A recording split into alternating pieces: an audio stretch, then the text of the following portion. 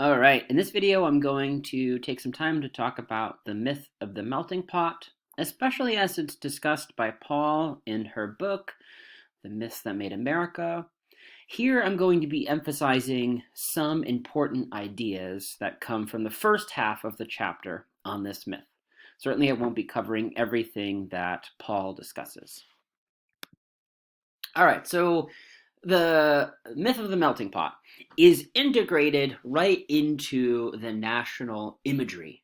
Right? So we get this Latin phrase, e pluribus unum, or out of many, one, which is a traditional American motto. It appears on the Great Seal, which you can see on the right here, which certifies both legal and financial documents. And this idea of out of many, one is itself subject to interpretation, but captures the notion that America is made up of a diverse polity, a diverse group of people, but that despite this diversity, we come together to form a national identity. And the myth of the melting pot is the subject of how we come together to produce a national identity, whether there is a national identity, whether this process is a process of assimilation, integration, elimination, exclusion. So, how do we produce the national identity? What is gained through the process and what is lost? So, the phrase is taken to exemplify the idea that the nation of America is a melting pot. And so, here we're getting kind of cooking metaphor. We're adding a bunch of ingredients into the melting pot, and as we melt it down, we get some new product, some new thing. This thing will be the American identity. So, most generally, the melting pot is the image of a diverse group of people coming together to produce a single, coherent national identity. Melting together, our differences are blending. And we should just straight away ask the question, is the melting pot about the integration of cultural differences such that the American identity represents all of the cultures that are integrated? Or is the melting pot a process of eliminating cultural difference to produce a single idea that we call the national identity? So the national identity might take on, therefore, or integrate various cultural identities, practices, and traditions, and maybe it's enhanced by this intermixing. Certainly, out of the gate, the melting pot was thought to be a positive idea. We're bringing together the great world cultures, we're intermixing them, and that is going to thereby enhance the American identity. One of the major subjects of this video will be disagreements about whether the melting pot is a positive thing for American identity or a harmful thing. So here I'm going to quote Paul. This is from 258, 259. She says, "The myth of the melting pot envisions the United States in a state of perpetual change and transformation that is partly assimilation, partly regeneration, and partly emergence, and emphasizes the continuous integration of different experienced by both immigrant and longer established sections of the population."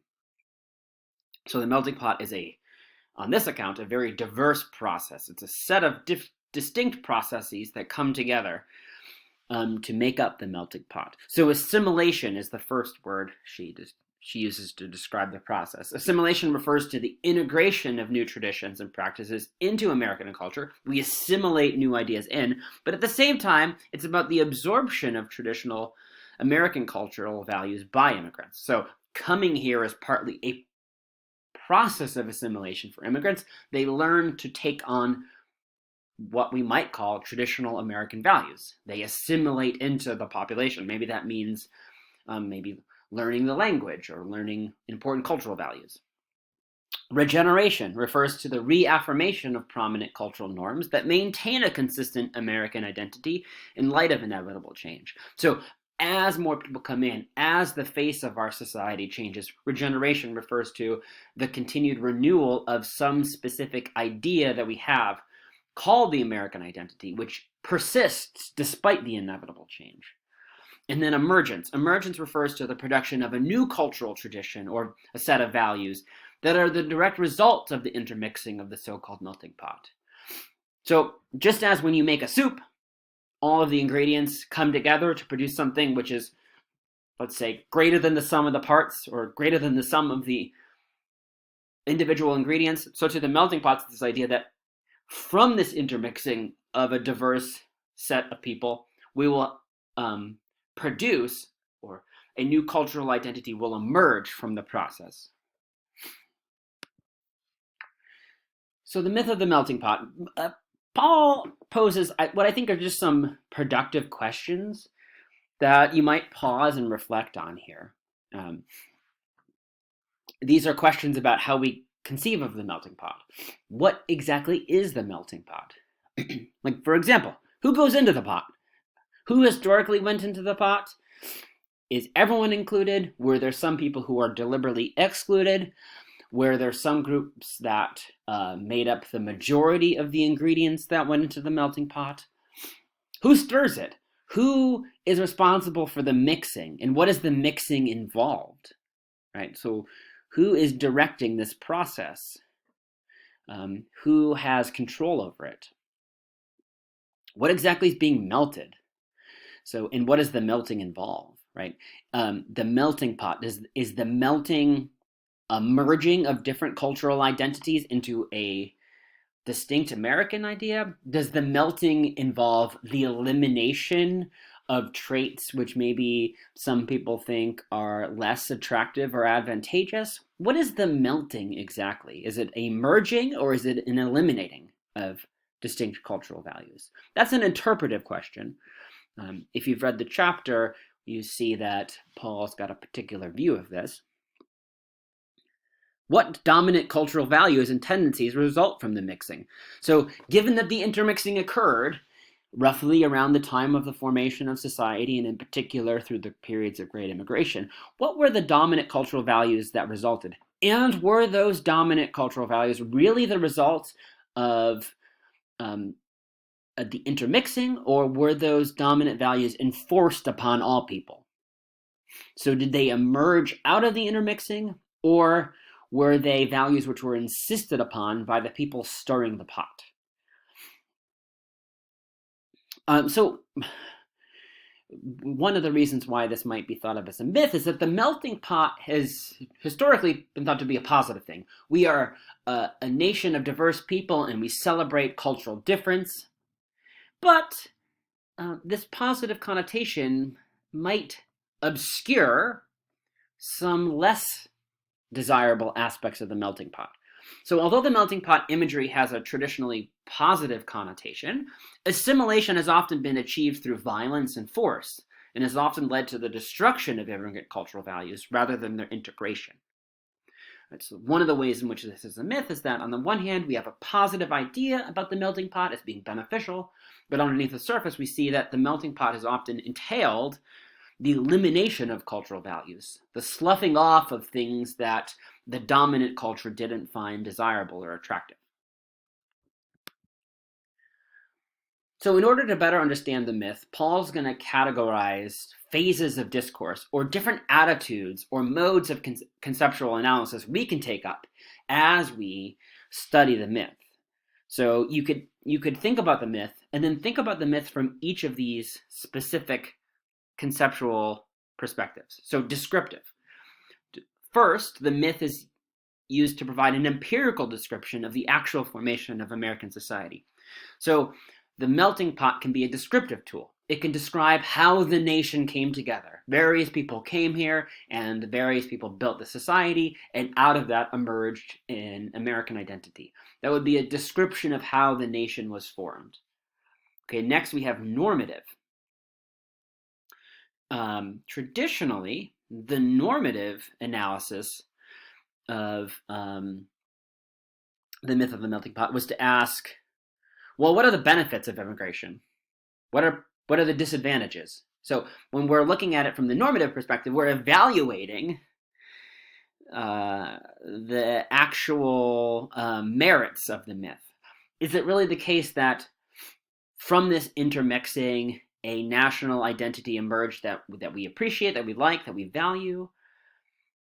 What is the benefit and harm of the idea of bringing a diverse group of people together to try to form a cohesive identity and a singular nation? Analytic. Third, the myth is used to understand cultural and demographic dynamics in America. So we can use the myth of the melting pot to understand why people are the way they are now, and why they have particular attitudes about the nation, why certain groups are marginalized in the United States. So most obviously, we could say African Americans were forced to be here, right? So it was a forced assimilation, and that forced assimilation still leaves a mark today, right? So that would be a way of understanding the way our society is currently constituted. We could use the myth of the melting pot as a tool for understanding how things ended up the way they are. For Paul, and this is going to be related to all the myths, the melting pot in all three modes, history, program, and analytic category, appears to be infused with an exceptionalist logic in a civil religious dimension that invariably reinforces its mythic quality. So the myth of the melting pot is used to conceive of America as an exceptional state, because it integrates, maybe hypothetically, the best of all of the world's cultures, for example. And through that intermixing, we get this really distinct, unique idea we call the American identity. But with all of Paul's analysis, she's going to argue that this exceptionalist logic, this positive connotation, is going to obscure some unsavory details beneath it. That's just the role of what myths do. All right, so just sort of a top-line view of how the chapter goes. First, Paul's going to highlight the foundational era of the myth, so she's going to explain how the myth originates. Then she reviews canonical or important texts that illustrate the melting pot. Third, she's going to depict prominent cultural disagreements about the myth, for example, eugenics versus progressive politics. She's going to then document the exclusion of specific groups from the myth, i.e. Asian Americans, and then explain contemporary cultural debates about the value of multiculturalism. This idea about multiculturalism is sort of laced throughout it. Are we better as a society because we have lots of cultures? Or would we be better as a society if we have a homogenous culture?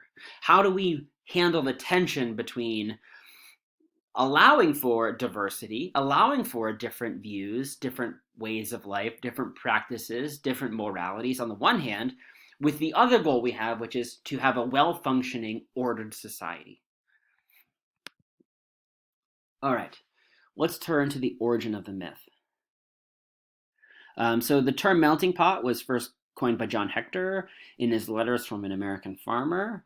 And that's an account more generally of what we might mean by Americanness. He writes, "Here individuals of all nations are melted into a new race of men, whose labors and posterity will one day cause great changes in the world." So this quote in particular gives us this sense of what the melting pot originally was thought to be and why it was thought to contribute to American exceptionalism. So we get the language of diverse groups of people being mixed together to produce a new cultural identity. So a cultural identity emerges from the mixing. And this new cultural identity is sort of greater than the sum of the parts, and it's going to be world historical. Right? Because he says they will one day cause great changes in the world. This is related to the myth of the promised land, this idea that America is an exceptional place with exceptional people. What makes the people exceptional on this account would be partly the intermixing of people and the bringing together of diverse ideas. But right from the start, Native American culture and lineage was excluded from this intermixing, or was otherwise seen as a marginal ingredient. So the motivation to integrate natives in the melting pot was not necessarily to take on their best qualities or integrate their cultural heritage. No, it actually had a sort of eugenic component. It aimed at the elimination of their savagery. And so it was this idea that the only way for the natives to integrate into our society was for them to assimilate, to lose their traditional values, their traditional practices, in order to become more like Europeans. So this is where the melting pot takes on a darker hue. It um, it's not necessarily always about the benefits of taking on various cultural ideals. In this instance, it might be about the elimination of attributes of people that don't fit in. So therefore, I pose the question, inclusion or exclusion? So for instance, Lewis Henry Morgan writes that the only way to tame him, the Indian, is to put in the white blood. Okay, so that is very eugenic language. It's about how we produce a particular race of people. We have to tame the natives by integrating European genetics into their lineage. Likewise, as Brian Dippy observes in The Vanishing American, assimilation would affect the same end as extermination, and more assiduously, and more surely because it annihilates without raising a sword or murmur of protest. So Dippy's talking about classical attitudes. This is not Dippy's view, but Dippy's observing that assimilation in the context of Native Americans was thought to maybe achieve the same goal as extermination or elimination of a people by annihilating their cultural heritage through reproduction. So this reveals an underlying tension in the myth between inclusion and absorption on the one hand and exclusion and elimination on the other. So what's the goal? Is the goal to include more people to absorb their values? Or is the goal to exclude people by eliminating their traditional cultures? So you can come here, but you have to assimilate, and that means we're going to eliminate aspects of your traditional culture. Or is it, you should come here because we want to take in your cultural values and integrate them? So fundamentally, is the melting pot a process by which aspects of other cultures are integrated and absorbed into the broader whole, or is it a process by which those identities, attributes, and qualities deemed less desirable are eliminated through forced assimilation? If you've read the chapter, what you'll observe is that historically it's been both. So different groups of people take up different versions of the melting pot because of their different political agendas. So one of the ways in which the melting pot is a myth, therefore, is that there's not agreement culturally about the meaning of the melting pot. Each group is using it for their own purpose.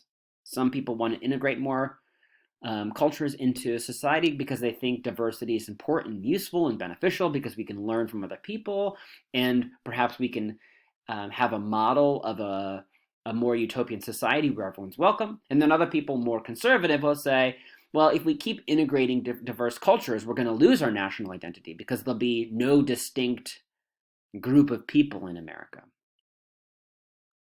Here we should also observe two distinct mechanisms by which the melting pot was achieved. The absorption of cultural practices and traditions from diverse groups into the national identity. So this is more of a practical functional. We bring more people here. They have distinct ideas about how to live, and we can learn from one another, right? And maybe the American identity that emerges takes the best of all of the ideas, all of the cultures. But then we have this other process of the melting pot, which is more direct. It's really the biological integration of persons through sexual reproduction. So the melting pot can be more literal, the mixing of genes, not just the mixing of cultural ideas, but the actual physical reproduction of persons. Absorption or elimination.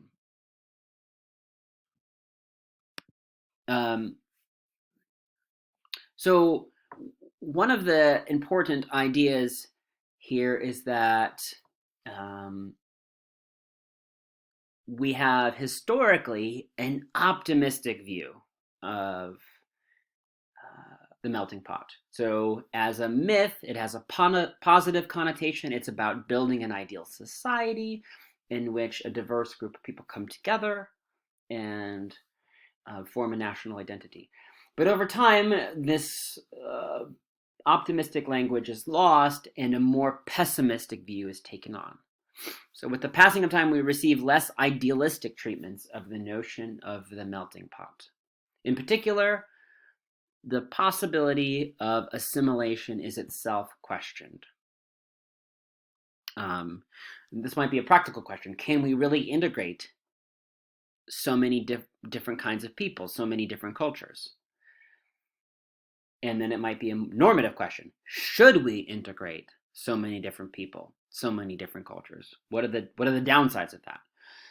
We can see this change in attitude just in the work of Walt Whitman himself. So in his 1855 version of Leaves of Grass, he describes the American of every hue and trade and rank, of every caste and religion, not merely of New America, but of Africa, Europe, and Asia.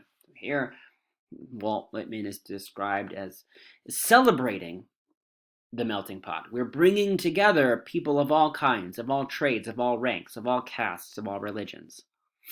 But by 1881, we get a different version of Leaves of Grass where he writes, born here of parents, born here from parents the same, and their parents the same. Here, Whitman is instead celebrating, acknowledging the increased homogeneity of the American people, the sameness of the American people. Not celebrating the difference, but now the sameness. According to Paul, this change can be read as an indication of the larger ideological shift toward nativism in the period of mass immigration from Europe. So part of the change in dynamic about attitudes to immigration is the reaction to a great period of increased immigration into the United States, where it's sped up, more and more people are coming from larger swaths of the planet, and this produces a change in attitude. Here I just want to highlight one important term, nativism. When Paul says there's a larger ideological shift towards nativism, what he means is that nativism is the emphasizing or prioritizing of native-born inhabitants and their culture over and above immigrants. So nativism is the idea that we emphasize the people born here and the culture that they have, as opposed to favoring also the views, traditions, practices of immigrants. So the ideological shift from optimism to pessimism is a shift from being welcoming to immigrants to being more nativist, focusing on the blood of the people here and prioritizing their culture. Here you might pause and reflect, how is nativism informing our politics today? Are there nativists? How do they talk about immigration? One of the interesting features of the melting pot is whether or not the melting pot myth involves essentialism about race. And by essentialism, I mean something like the treatment of a particular group as having some essential features. So there might be essentialism about gender. If there's essentialism about gender, that means that we're saying like women have particular attributes and those are the feminine attributes, and men have a different set of attributes and values. Those are the masculine ones. And all men and women are roughly the same, so they have some essentially same features, you might say. And the melting pot language often talks about race in essentialist terms, and we should question whether or not that's accurate, whether that's normatively good, or whether that's misleading. So the pessimism about the melting pot receives an especially stark treatment in the work of historian Francis Parkman, who writes, and this is a rough quote here, "Some races of men seem molded in wax, soft and melting, at once plastic and feeble." So here the idea is some groups of people seem able to assimilate. They're flexible. They can be bended. They can take on new values. Some races, like metal, Combine the greatest flexibility with the greatest strength. That's even better because you're keeping the aspects of the culture that are favorable, but they're also flexible so they can take on new American values. And then says Parkman, but the Indian is hewn out of rock. You can rarely change the form without destruction of the substance. So we should be firstly mindful to observe the essentialism embedded in Parkman's language. Can we and should we generalize about races of men in this way? So, are the Dutch really one way and the French another, to put it bluntly? Well,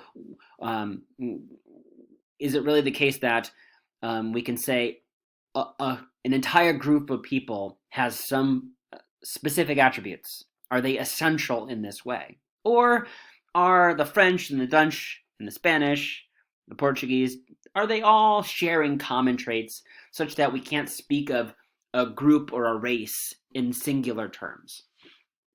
Likewise, of course, we should observe the genocidal language of Parkman's description of natives.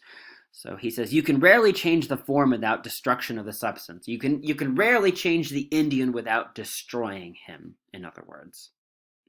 This is hearkening back to the eugenics language of the natives. This idea that we could only assimilate them in if we eliminate their savagery, which is to say we eliminate all of their traditional values, all of their ways of being, until they're nearly European. But at the same time, despite what I would say is the unsavory aspects of essentialism and definitely the genocidal language here, we're forced to observe a practical challenge posed by the melting pot. European cultures have a long historical overlap and thus have similar ways of life.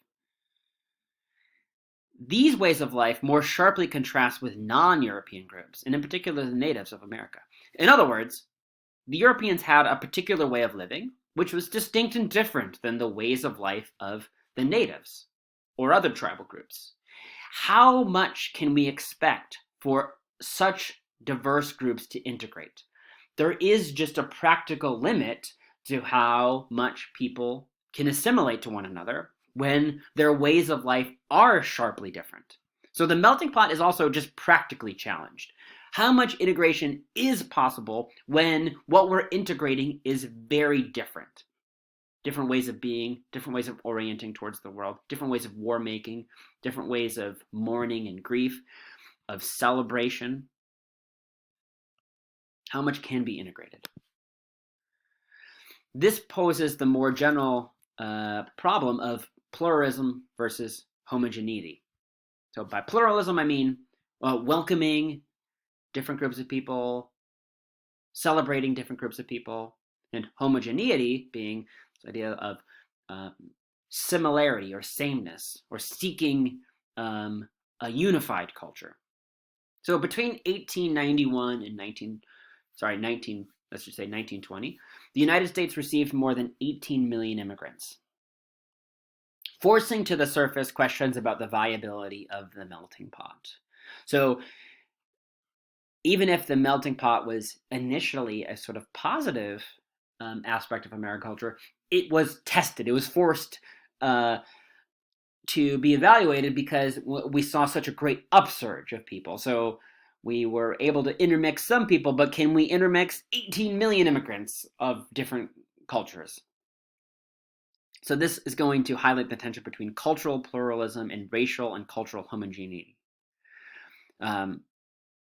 And so we get different attitudes about this. So for instance, Harry H. Swallen writes, "We in this country have been so imbued with the idea of democracy or the equality of all men that we have left out consideration the matter of blood or the natural inborn heredity, mental and moral differences.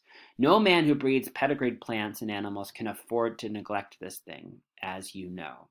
So when we're breeding plants, we're trying to achieve particular attributes or qualities, and so one would take into account the nature of the parent species. But to do so in the case of human offspring is kind of unthinkable, and certainly in defiance of our contemporary culture of human rights. So this idea that we're reluctant to think about how people will reproduce and whether or not particular traits will be passed along is an idea that in American society that has a legacy in eugenics, this idea that we're selecting for particular traits, but one that's really frowned upon because it's treating as superior particular groups of people or particular attributes. And so it's in defiance of the idea that each person has inalienable rights regardless of their attributes. So one of the challenges with the melting pot is that it's challenged by people who want to have a specific version of Americanness, a specific version of cultural identity, and therefore a specific kind of perpetuation of culture.